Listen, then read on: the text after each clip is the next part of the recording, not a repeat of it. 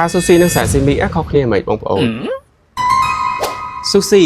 នៅជប៉ុនគេហៅថានីការីបងប្អូនអញ្ចឹងនីការីនេះគឺជាស៊ូស៊ីរ៉ៃដែលគេច្បាច់ជារៀងតូចហើយមានត្រីនៅពីលើហ្នឹង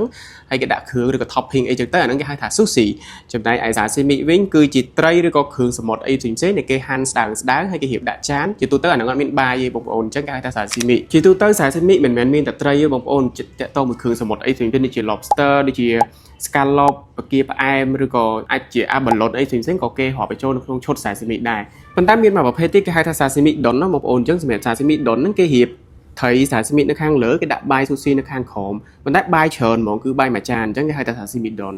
អញ្ចឹងងាយស្រួលចាំនីការីគឺជាស៊ូស៊ីរ៉ៃជាមួយនឹងត្រីសាស៊ីមី slice fish ជាមួយគ្រឿងសមុទ្រសាស៊ីមីដុនសាស៊ីមីជាមួយនឹង rival ហើយនៅ Indonesia របស់យើងក៏មានជាសាស៊ីមីស្រស់ៗស៊ើបជូនបងផងដែរដែលយើងនាំចូលផ្ទាល់ពីជប៉ុនហ្មងធានាថាស្រស់ fresh មិនធ្វើឲ្យបងខកម្ដងអីអញ្ចឹង complete Indonesia របស់យើងមាន2សាខាមាននៅទូកុកហើយនៅកោះពេជ្រ